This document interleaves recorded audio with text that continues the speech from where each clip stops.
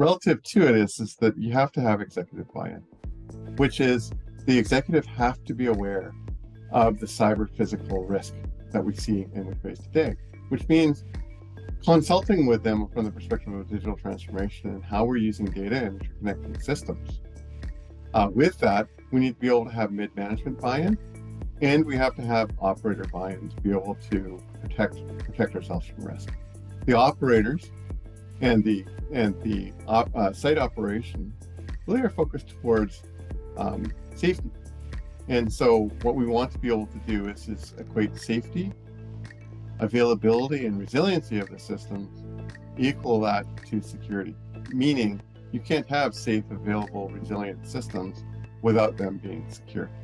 You want to be able to give the operator a viewpoint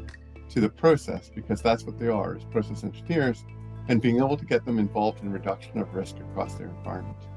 Then we want to be able to get the networking folk involved and being able to understand what the network concerns are, being able to understand the visibility of the assets and how attack paths can occur across the environment, and being able to put mitigating controls in place from the perspective of the network.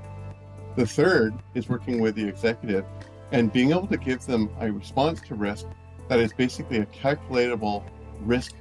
value, and understanding that risk value from the perspective of known frameworks like IEC 62443 or NIST SP 800-53. In addition to that, across the entire enterprise, you have to take into consideration compliance, meaning using those frameworks, and then at that point applying the needs of compliance to those frameworks and being able to build reporting back to the business on what the risks are to the business. And finally,